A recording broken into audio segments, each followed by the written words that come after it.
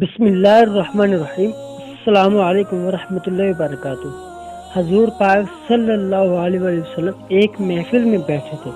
انہوں نے بتایا کہ آپ کے والد کی موت ہو جائے تو تدفین کے بعد قبر کے پاس کسی دیر ٹھہرا جائے۔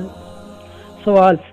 آج کل ایک حدیث میں بہت ہی گردش میں ہے کہ اگر کسی کا رشتہ دار فوت ہو جائے تو میت کا حق ہے کہ دفنانے کے بعد اتنی دیر تک قبر پر بیٹھا جائے جتنی دیر۔ حضرت عبداللہ بن عمر سے روایت ہے کہ میں نے حضرت نبی کریم صلی اللہ علیہ وسلم کو یہ فرماتے ہوئے سنا کہ جب تم میں سے کسی کا انتقال ہو جائے تو اسے روک کر مت رکھو اور جلدی اس کو قبر تک پہنچا دو۔ دفن کے بعد اس کی سرہانے سورہ بقرہ کی ابتدا یعنی کہ سورہ بقرہ کا پہلا رکوع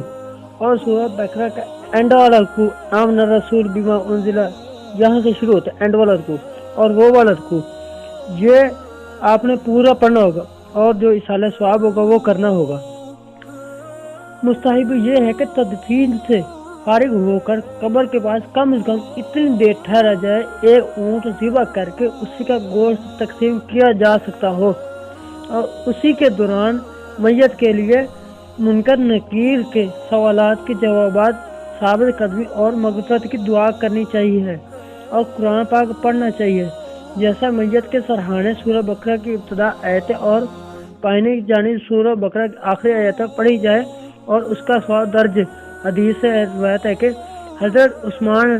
سے روایت ہے کہ حضور پاک صلی اللہ علیہ وسلم